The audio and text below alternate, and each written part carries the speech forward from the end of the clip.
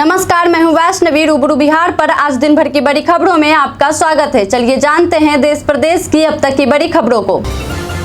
बिहार में सक्षमता परीक्षा के बाद शिक्षक नियोजन में फर्जीवाड़े का मामला फिर से सामने आया है। समस्तीपुर जिले के 8 शिक्षक शिक्षा विभाग के निशाने पर हैं। शिक्षकों द्वारा अपलोड किए गए कागजातों से मामला उजागर हुआ है। एक ही बीटेट प्रमाण पत्रों पर कई शिक्षक नौकरी कर रहे हैं। इसकी सूचना से शिक्षा विभाग में हड़कंप मचा हुआ है। इस फर्जीवाड़े के बाद सक्षमता परीक्षा में सफलता के बाद भी नियोजित शिक्षकों की कई स्तरों पर जांच की जाएगी।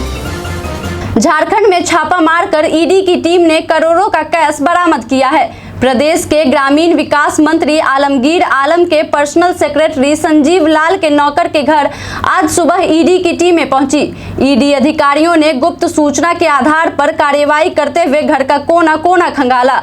अब तक करीब 30 करोड़ रुपए कैश बरामद हो चुका है। बिहार के मुंगेर जिले में अगलगी की बड़ी घटना सामने आई है। सोमवार की सुबह आग ने यहां जमकर तांडव मचाया।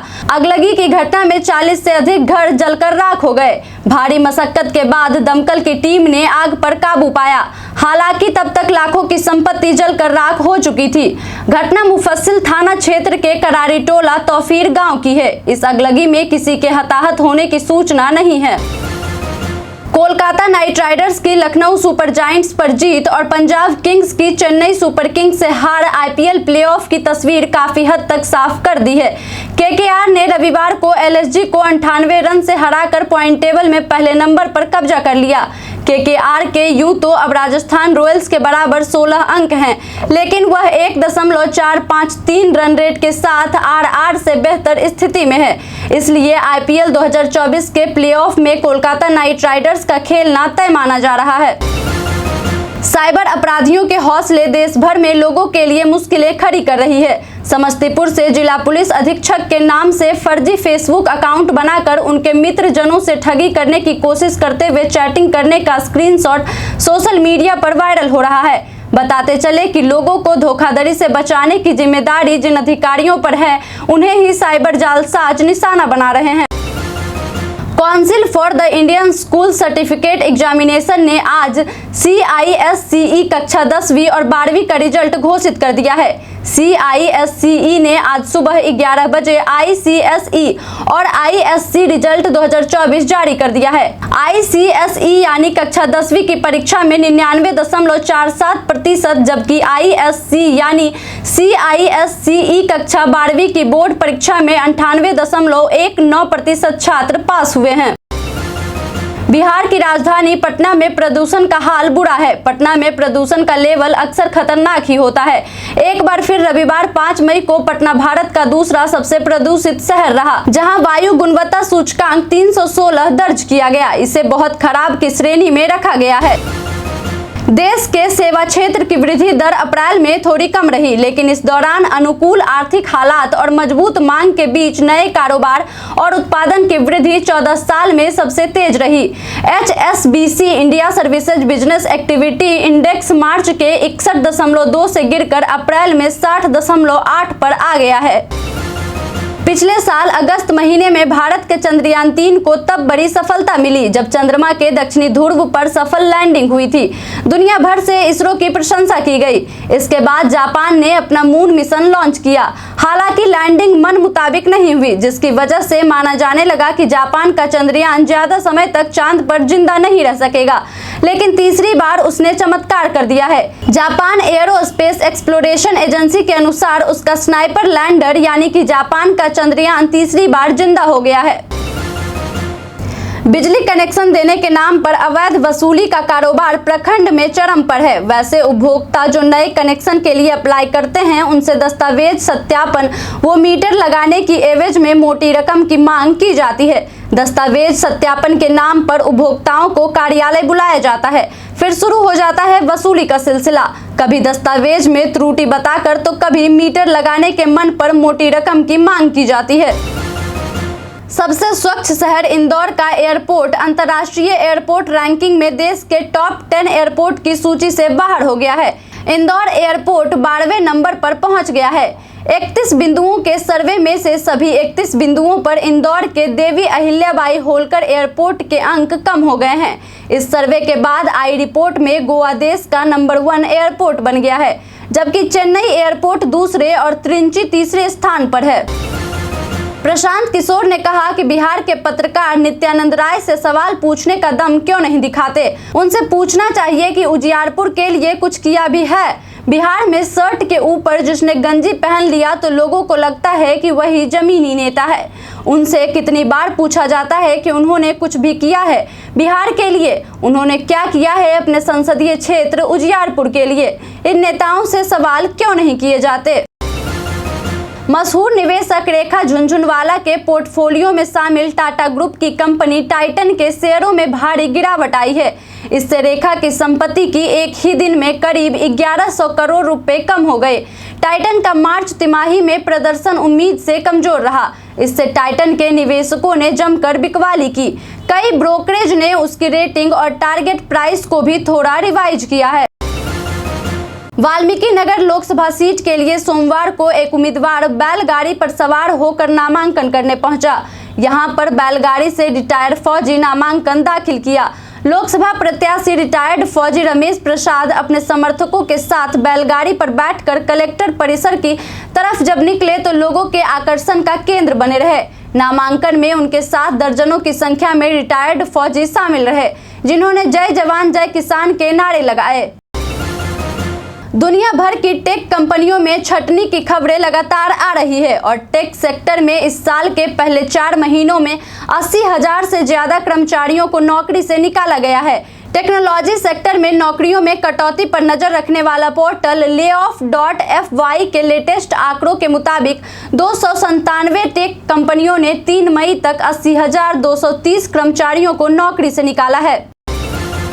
बिहार में गठबंधन की राजनीति के दौर में जमानत गंवाने वाले उम्मीदवारों की संख्या लगातार बढ़ रही है। अपने बूते लड़ने और चुनाव खर्चीला होने से भी ये निर्दलीय प्रत्याशी दौर से बाहर रह जा रहे हैं।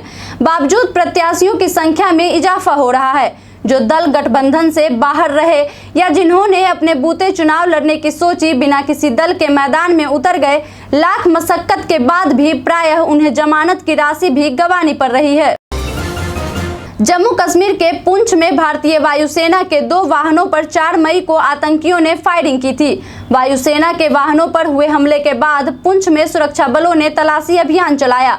इस दौरान कई संदिग्धों को हिरासत में ले लिया गया है। समाचार एजेंसी IANS के मुताबिक जांच में सामने आया है कि आतंकियों ने अमेरिकी M4 कार्बाइन और AK-47 बंदूक से वायुसेना के जवानों पर फायरिंग की थी। इन बंदूकों में आतंकियों ने स्टील की गोलियों का इस्तेमाल किया था। प्रधानमंत्री नरेंद्र मोदी आगामी 12 मई को बिहार की राजधानी पटना में रोड शो करेंगे। बिहार भाजपा के प्रस्ताव पर PMO की मंजूरी मिल गई है। PM पटना में रात्रि विश्राम भी करेंगे। प्रधानमंत्री की ओर से बिहार में पहली बार रोड शो किया जा रहा है। पार्टी नेताओं के अनुसार प्रधानमंत्री के रोड शो का प्रस्ताव बीते दिनों भेजा गया था। अब PMO ने इसकी मंजूरी दे दी है। सुंदर पिचाई नया कीर्तिमान बनाने जा रहे हैं। सुंदर पिचाई दुनिया के सबसे ज्यादा कमाई करने वाले CEO में से एक हैं। उनकी कुल संपत्ति की बात की जाए तो अब ये करीब $1 बिलियन के पास पहुंच गई है। यानी इनको बहुत जल्द सुंदर पिचाई बिलियनर्स क्लब में शामिल हो जाएंगे। लोक जनशक्ति पार्टी रामविलास के राष्ट्रीय अध्यक्ष सह हाजीपुर सुरक्षित लोकसभा क्षेत्र से NDA समर्थित प्रत्याशी चिराग पासवान ने अनंत सिंह को लेकर रिएक्शन दिया है। उन्होंने कहा कि न्यायिक प्रक्रिया का हिस्सा है अनंत सिंह को पेरोल मिलना। इसी न्यायिक प्रक्रिया के तहत ये हो रहा है। जो इस पर सवाल उठाते हैं उन्हें इस न्यायिक व्यवस्था पर विश्वास नहीं है। पैंट कमिज से इंटरव्यू में पूछा गया कि आपके अनुसार इस T20 वर्ल्ड कप में टॉप 4 टीमें कौन सी होगी। इस सवाल पर कमिज ने कॉन्फिडेंस के साथ जवाब दिया और सीधे तौर पर कहा, यकीनन एक टीम ऑस्ट्रेलिया होगी। इसके अलावा बाकी की 3 टीमें आप चुन ले। वहीं जब कमिंस को बाकी 3 टीमों के नाम लेने पर जोर दिया गया तो ऑस्ट्रेलियाई कप्तान ने कहा, कोई भी 3 हो परवाह नहीं है। 5 मई को NTA द्वारा नीट परीक्षा का आयोजन देश के भीतर और बाहर किया गया। नीट UG 2024 देश के 557 परीक्षा शहरों के साथ विदेशों के 14 शहरों में आयोजित की गई, जिसमें 24 लाख अभ्यर्थियों ने भाग लिया। नीट परीक्षा को लेकर पेपर लीक की खबरें सामने आ रही हैं। इस मामले में पुलिस ने कई लोगों को हिरासत में लिया है। हालांकि नीट प्रश्न पत्र लीक होने के संबंध में कोई आधिकारिक घोषणा नहीं की गई है। सीक्वल पुष्पा 2 द रूल और पहले पुष्पा के टीजर रिलीज होने के बाद से ग्लोबल ऑडियंस के बीच उत्साह बहुत ज्यादा बढ़ गया है। अब कोरियन सिंगर और बिग बॉस के पूर्व कंटेस्टेंट ऑरा ने वीडियो शेयर किया है और वह पुष्पा अंदाज में डांस कर रहे हैं। एक मजेदार अपडेट में साउथ कोरियन सिंगर ऑरा पर पुष्पा पुष्पा सॉन्ग का जादू चल गया है और अब उन्होंने इस पॉपुलर ग्लोबल सेंसेशन के आइकॉनिक डांस स्टेप को कॉपी करने की कोशिश की है। देश के अधिकांश राज्यों में तापमान दिन प्रतिदिन बढ़ता जा रहा है। लोग गर्मी से बेहाल हो गए हैं। इस बीच बिहार के लोगों के लिए राहत पहुंचाने वाली खबर सामने आई है। मौसम विभाग की रिपोर्ट के मुताबिक सोमवार से लेकर अगले 5 दिन के लिए समूचे बिहार में मौसम करवट लेने वाला है। बिहार में सोमवार से अगले 5 दिन के लिए पूरे बिहार में आंधी बारिश के आसार लग रहे हैं। मुस्लिम देशों के संगठन इस्लामिक सहयोग संगठन के 15वें शिखर सम्मेलन में सदस्य देश जब गाजा में इजराइल के हमले पर बात कर रहे थे, इस दौरान पाकिस्तान अपना भारत विरोधी एजेंडा आगे बढ़ाता दिखा। पाकिस्तान ने भरपूर कोशिश की कि सदस्य देश गाजा पर बात करने के साथ साथ कश्मीर पर भी उनका साथ दे। हालांकि पाकिस्तान की तरफ से की गई इस टिप्पणी को मुस्लिम देशों ने लगभग नजरअंदाज करते हुए गाजा पर अपना फोकस बनाए रखा। लोकसभा चुनाव के तीसरे चरण में राज्य की 5 सीटों पर मंगलवार को मतदान होना है। इसको लेकर सुरक्षा के विशेष इंतजाम किए गए हैं। नेपाल से लगी अंतर्राष्ट्रीय सीमा को पहले ही सील किया जा चुका है। सीमा पर अतिरिक्त चेक पोस्ट भी बनाए गए हैं। एसएसबी के जवान लगातार गश्ती कर रहे हैं। सुदूर क्षेत्रों में घुसवार दस्ता एवं नंदी क्षेत्रों के लिए नाव से निगरानी की व्यवस्था की गई है। इसके अलावा ड्रोन से भी निगरानी की जाएगी। सुप्रीम कोर्ट ने कहा है कि अदालतों को सुनवाई के दौरान गवाहों के बयान दर्ज करने के लिए सिर्फ टेप रिकॉर्डर की तरह काम नहीं करना चाहिए, बल्कि सहभागी भूमिका निभानी चाहिए। कोर्ट ने कहा कि आपराधिक अपीलों की सुनवाई के दौरान किसी मुकर चुके गवाह से सरकारी वकील व्यावहारिक रूप से कोई प्रभावी एवं सार्थक जिरह नहीं करते हैं। मुख्य न्यायाधीश DY चंद्रचूड़ की पीठ ने कहा कि सुप्रीम कोर्ट ने बार बार कहा है कि सरकारी वकील आदि के पद पर नियुक्त जैसे विषयों में राजनीतिक विचार का कोई तत्व नहीं होना चाहिए।